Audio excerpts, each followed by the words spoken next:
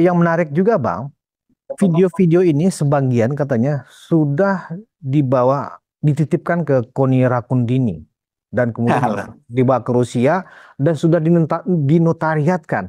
Kan nanti kalau misalnya pemerintah Rusia merasa dibawa-bawa dalam persoalan internal dalam negeri Indonesia kan juga merasa terganggu. Nggak Kira-kira ada itu, saya kira gitu. itu klaim-klaim semua itu. Hmm. Iya kan? Nggak ada lah. Soalnya kan Kok, itu kok video Koni sendiri Bang di akun Instagramnya Bang bahwa memang dia sudah dititipkan oleh Pak Hasto katanya begitu Bang. ya apa yang dititipkan itu uang atau apa? Video-video data skandal korupsi yang seperti disampaikan oleh Hasto itu Bang, sebagian Nah, nggak sudah yakin lah, saya nggak dipegang oleh yakin. Koni katanya. Saya bukan tidak percaya, tapi nggak yakin. Oh. Kalau ada memang bongkar aja dulu di Indonesia. Hmm. Bongkar dulu di Indonesia, jangan macam-macam. Apa hubungannya Rusia juga geli ketawa, ya kan? Rusia ini kalau dibilang kayak begini, cekekekeh, ketawa, cekekean. Apa ini? Kok saya dilibat-libatkan? Udah dia orang gila semua menurut saya. Bongkar aja di sini kalau dia benar, bongkar di sini. Ngapain bicara Rusia lah? Nanti mau bawa kemana lagi? Ya kan? Kenapa nggak bawa bilang aja ke CIA sekalian ke Amerika Pentagon? Ya ini kan tindakan yang sangat tidak nasionalis juga sih kayaknya Bang, karena kan persoalan internal ada kasus itu pun hanya oknum, anggaplah oknum itu bernama Hasto, Saiful Bahri dan seterusnya. Lah kenapa kemudian melebarkan masalah ini sehingga merembet kemana-mana gitu loh Bang. Ya itulah, kalau melibatkan Koni dia memang dari awal tuh nggak suka sama Prabowo, Hmm. ya kan? Kemudian mau libatkan ini ke sana ke sini, udahlah menurut saya itu omong kosong semua. Dipikir rakyat bisa dibohongin apa dengan ancaman-ancaman seperti itu. Nah itu yang saya katakan tadi, PDIP ini betul-betul orang-orang yang panik, minggir aja dulu. Kasih orang-orang yang akal sehat Hmm. untuk menghadapi situasi ini dengan tenang gitu kan. Masih ada Ahmad Basarah tenang, ya kan? Bambang Pacul itu dengan cara tenang. Ada lagi Puan Maharani, ada Pramono Anung. Itu orang yang bisa berpikir dengan tenang. Itu menghadapi situasi ini, ya kan? Kalau Yasona ya udahlah. Sebenarnya orangnya tenang, teman kan sudah ada pencekalan pula terhadap dia. Kita pun bingung juga kan. Kita kan nggak tahu kasus-kasus gini kan eh, KPK yang tahu, penegak hukum yang tahu. Mereka kan yang tahu. Tinggal kapan mau diungkap atau kapan disimpan. Itu aja. Jadi PDIP itu jangan diperalat oleh KONI juga, ya. Jangan diperalat oleh KONI seolah-olah hebat akan dibawa ke Rusia, ya kan? Karena Nanti kan dibangun kesan selama ini Koni ini adalah seorang profesor, teman baiknya Presiden Putin gitu loh Bang. Jadi itu alah, yang Putin dimainkan itu oleh siapa? mereka kayaknya. Nah, itu kan harus dicek lagi. Mungkin sama anak-anak buah Putin pada level ke 10, 20 mungkin. Ya kan? Klaim-klaim kayak gini ngeri kita. Ya kan? Iya dong. Janganlah main percaya-percaya aja. Ya. Banyak orang-orang tuh mengklaim seperti itu. Cuman kan orang diam aja, ngapain lah nanggapin yang gitu-gitu. Ya kan? Terus kalaupun misalnya dekat sama Putin, terus mau ngapain? Ya Putin itu Bang. lagi pusing menghadapi NATO, Ukraina, Syria, Iran, segala macam persoalan Timur Tengah di mana-mana.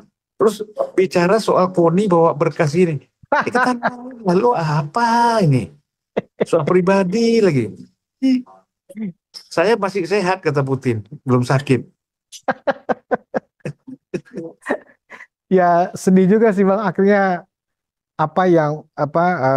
perkembangan dari kasus Hasto ini ya akhirnya membuat kita banyak ketawa sih Bang. Jadi ya, gitu loh. Kasihan kan sebenarnya. Padahal ya di luar Hasto seperti yang Abang sebutkan nama-nama tadi, masih banyak tokoh-tokoh di PDIP itu yang tenang, yang berpikirnya jernih, objektif gitu ya kan.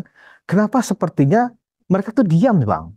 Justru yang banyak bicara ini justru dari faksinya Hasto. Makanya dalam politik itu, kenapa kita bikin ruang konsensus? Dalam politik itu kan ada konflik.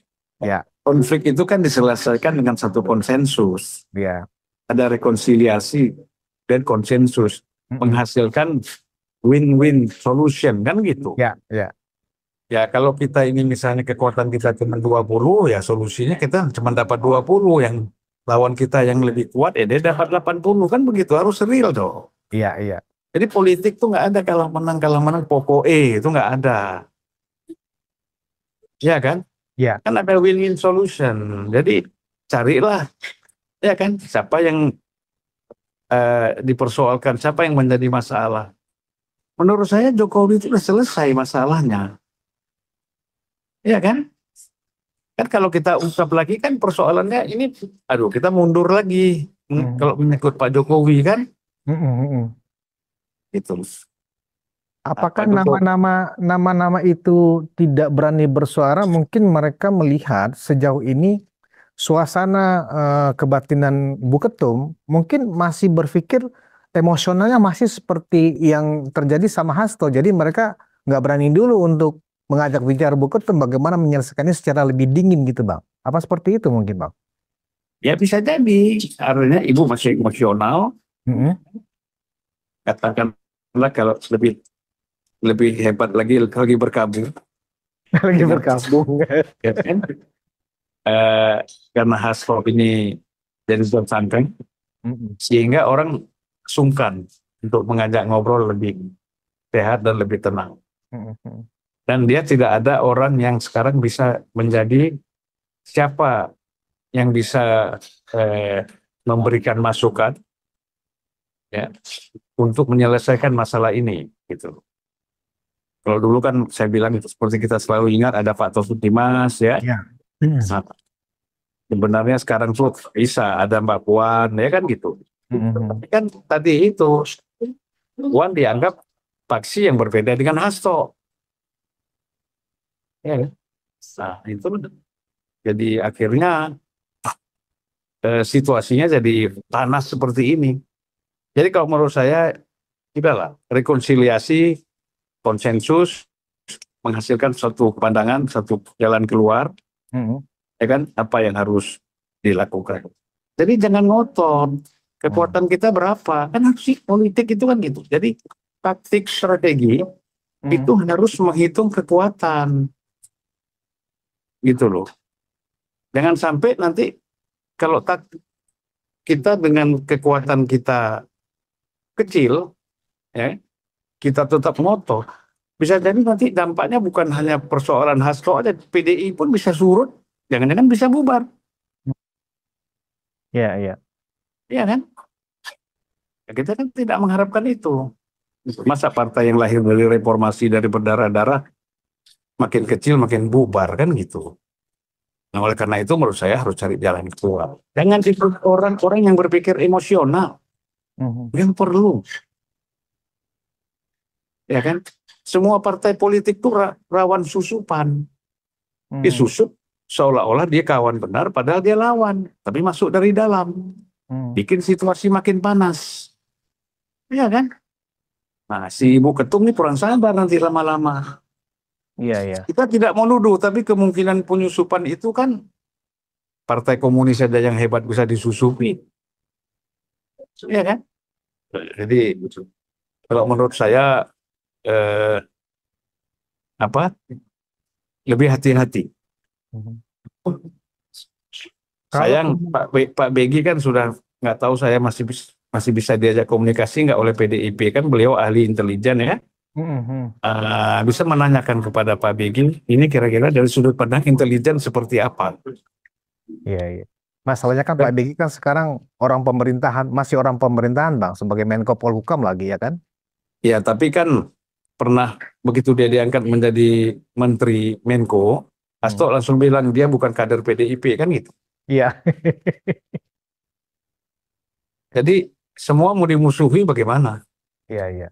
Kawan yang tadinya kawan, ya, kemudian hanya berbeda tempat, terus dia musuhi. Orang ini bukan berpolitik, Ya. Orang ini berpikir anarkis. Berpolitik tidak bercerita. Orang politik itu cerdas, bukan pintar. Cerdas bagaimana melihat, membaca situasi. Ya. Kalau menurut saya ini kurang cerdas. Ya. Ya kan? Kita kan harus mengurangi lawan, memperbanyak kawan. Nah ini habis Pak Jokowi dimusuhi, lembaga hukum semua dimusuhi. Bagaimana? Aduh, iya kan? Semua dimusuhi, terus negara dimusuhi. Yang paling benar hanya mereka ya Bang.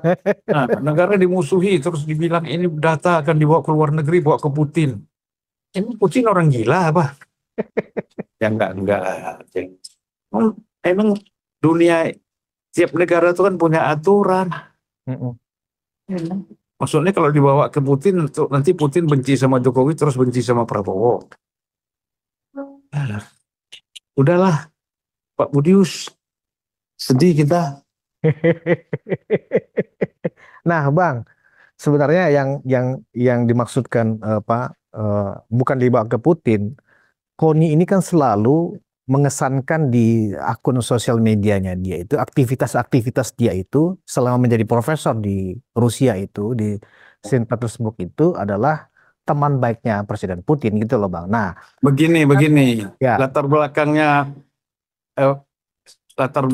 Koni kan pernah dekat dengan Amerika, iya, pernah juga jangan dengan Israel, ya. Kita dekat itu nggak tahu lah, pokoknya dia pernah bikin statement soal Palestina, misalnya dia mendukung Israel kan gitu. Nah, itu ya, kalau nggak salah saya begitu ya, bisa dicari lagi videonya.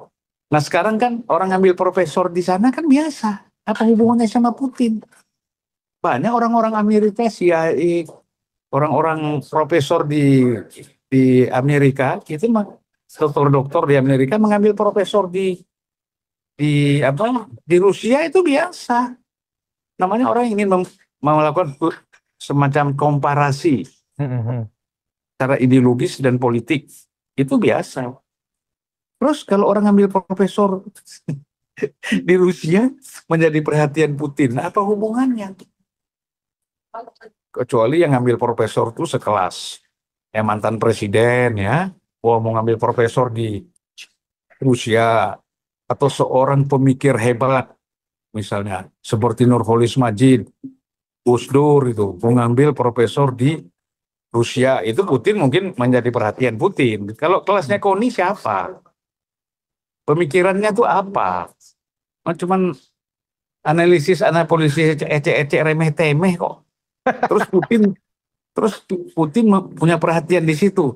Yang ngawur, yang percaya sakit. Ya. Bang, perkembangan terakhir juga KPK mengatakan akan memanggil Hasto sebagai saksi dalam waktu dekat ini. Dan ada juga desakan dari saksi sebagai apa? Bukan sebagai tersangka maksudnya. Pertama kali mau dipanggil sebagai tersangka.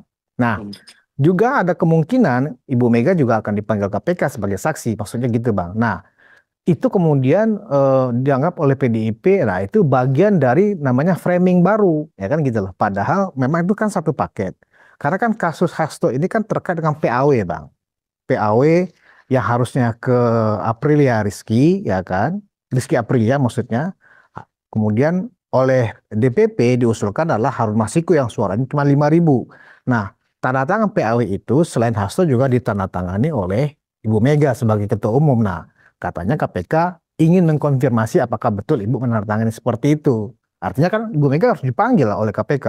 Nah, pemanggilan itu yang oleh faksinya Hasto itu, nah itu semakin menyudutkan PDIP. Menurut Abang sebenarnya kalau Bu Mega dipanggil dalam konteks itu sebenarnya masalah nggak sih Bang? Ya harus jiwa besar lah. Kan kasus Hasto itu dipanggil karena ada surat kan, memohon agar siapa tadi Harun Masiku yang menjadi anggota DPR-nya, ya. Kan gitu, PAW-nya kan. Ya. Ini sebenarnya bukan PAW, pengantin belum PAW lah ini kan, belum lagi dimulai itu anggota DPR-nya kan. Ya. Nah, jadi kalau menurut saya, emang kenapa kalau Ibu Mega dipanggil KPK, datang aja. Ibu lebih bagus dipanggil dan jelaskan. Bukan itu bagian dari penilaian penzoliman lagi nih Bang ke Loh, PDIP? enggak dong, mana ada penzoliman. Ini kan bicara hukum. Mhm. Terbukti memang Ibu membuat tanda tangan. Mhm. Ya kan? Ini kita lucu. Ya kan? Kita bicara penzaliman. Dari mana? Hal biasa kan? Ibu Mega mengatakan saya sebagai warga negara kalau dipanggil penegak hukum saya datang. Mhm. Ya kan? Hasto sudah menyamakan dirinya dengan Bung Karno. Walaupun kasusnya tidak sebesar Bung Karno. Ini apa? Ini ngomong aja atau apa sih? Iya kan? Nah, ibu datang aja. Oke, saya tanda tangan. Salah saya di mana? Mhm. Iya kan? Itu kan proses internal partai yang dilakukan surat menyurat dengan lembaga KPU misalnya. Ya. Terus salahnya di mana? Jelaskan semua. Nah, apakah kasus pemanggilan Ibu Mega dan Hasto itu sama? Ya kan? Mhm. Mungkin Ibu Mega tidak terlibat dalam kasus suap menyuapnya. Dia hanya tanda tangan. Mungkin Hasto dianggap terlibat dalam suap menyuapnya, kan beda lagi. Mhm. Iya kan? Nah, jadi gini, Ibu Mega ini sebagai, kita mengatakan beliau, kita harapkan jiwa kenegaraannya itu ada, ya. Dia datang ke KPK, menjelaskan semuanya. Ya, santai aja, jangan emosi. Mhm. Ya kan? Jangan ada merasa superiority, gue lebih hebat dari semuanya. Mhm. Apa ini? Iya kan? Itu. Jadi Ibu Mega, misalnya dalam waktu dekat memang ada surat pemanggilan dari KPK, harusnya tidak usah bereaksi, tinggal datang saja ya Bang ya. ya datang aja. Datang menjelaskan apa ini. Saya Mhm. dipanggil kenapa? Mhm. Ya kan? Oh, tanda tangan. Ya oke. Ya kan, ngomong santai aja. Tapi ini Ibu Mega ini mau emosi semua terus sih. Mhm. Ini emosinya ini saya kira ini kan banyakkan masukan-masukan dari di sekitar Ibu Mega ini memberikan masukan terus sehingga dia makin emosi. Padahal kan dia orangnya negarawan. Mhm. Ya kan? Jangan jadi turun kelas jadi emosional seperti ini. Datang, jelaskan. Ya kan? Datang juga nggak usah bawa-bawa tim rame-rame demo. Nggak usah, datang aja biasa. Ya kan? Gitu loh. Nggak ribut-ribut lah. Menurut saya begitu ya. Ngapain menunjukkan kekuatan kita? Emang kekuatan tentara sama polisi lebih lemah apa dari PDIP? Iya, iya. Kalau mau bicara pasukan-pasukan gitu, ya kan? Betul, Kalau betul. KPK kan institusi negara, Polri dan TNI pasti kalau dia apa dilecehkan kan mereka akan bela. Mhm. Masa harus bentrok PDIP dengan institusi negara? Jadi Ibu Mega dipanggil datang, santai, ya kan? Tenang, ngobrol santainya di sana. Apa salah saya? Ini. Ah, jadi jangan merasa pokoknya saya orang hebat, ya kan? Saya tidak bisa diintervensi, saya tidak bisa dipanggil, saya tidak bisa dihukum. Mana ada negara seperti itu? Mhm. Hampir banyak kepala negara yang hebat-hebat juga masuk penjara. Dan mereka terima. Mhm. Lula itu di Brazil, ya kan? Dan banyak lagi negara-negara lain.